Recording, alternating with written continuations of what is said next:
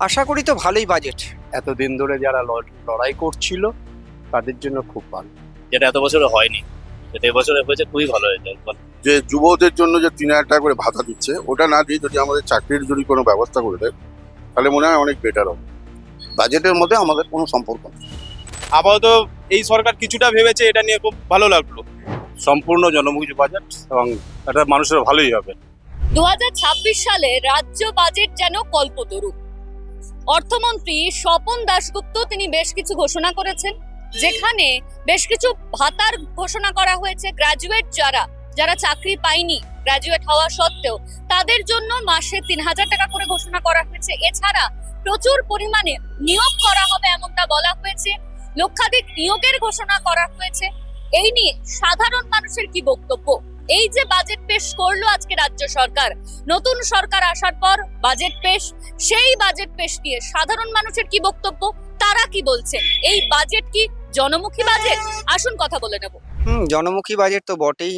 বেশ কিছু পদক্ষেপ আমাদের নতুন সরকার নিয়েছে। এটা তো কোনো পার্টি নয়, নতুন সরকার নিয়েছে, অবশ্যই ভালো করেছে। যেমন ধরুন, আশা কর্মীদের যা ওরা বেতন পেত, তার থেকে আরো 5,000 টাকা বাড়িয়েছে। মানে 6,000-7,000 টাকার মতো পেত, তার থেকে আরো 5,000 টাকা বাড়িয়েছে। তারপর ধরুন, সব থেকে বড় অ্যাডভান্টেজ হচ্ছে যে সরকারি পদে অ্যাপ্লিকেশন, মানে চাকরির জন্য যে অ্যাপ্লিকেশন, সেটার বয়সটা আরো 5 বছর বাড়িয়েছে। মেবি খুব সম্ভবত সেটা 30 ছিল, ওটা প্লাস করে আরো 5 ইয়ার্স করেছে, মানে 35 করেছে। আর মহিলাদের চাকরি ক্ষেত্রে 1/3 মানে 33% সংরক্ষণের ব্যবস্থা করেছে। আর আমাদের যারা চাকরি পায়নি, যে সমস্ত ছেলে মেয়েরা, তাদেরকে 3,000 টাকা করে মাসে একটা ভাতা দেওয়ার ব্যাপার হচ্ছে।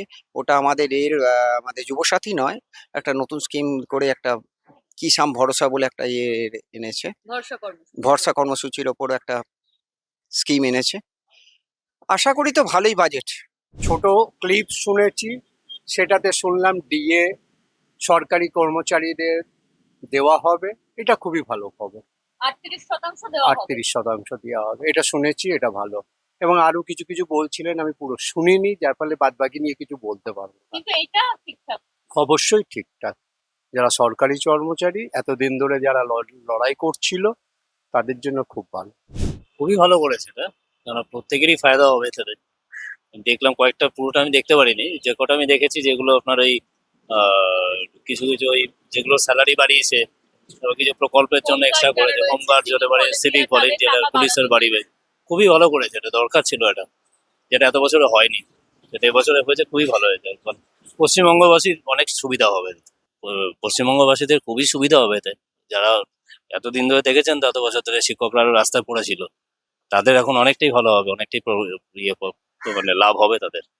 একদিক দিয়ে ঠিক আছে, আর অন্য দিক দিয়ে যদি দেখতে যাই, তাহলে আমার মনে হয় না এটা ঠিক হলো। কারণ কি, যে যুবদের জন্য যে ৩,০০০ টাকা করে ভাতা দিচ্ছে, ওটা না দিয়ে যদি আমাদের চাকরির যদি কোনো ব্যবস্থা করে দেয়, তাহলে মনে হয় অনেক বেটার হবে। আমরা কিছু পাচ্ছি না, বুঝলেন। আমরা খালি শুধু মুধু এখানে খেটে খেটে আজ 70 বছর বয়স হয়ে গেল, আমার কোনো সুবিধা সুযোগ কিছু আমরা পাই না। আমি এই প্লাম্বিং এর কাজ করে হাতুড়ি পিটিয়ে খাই। বাজেটের মধ্যে আমাদের কোনো সম্পর্ক নেই।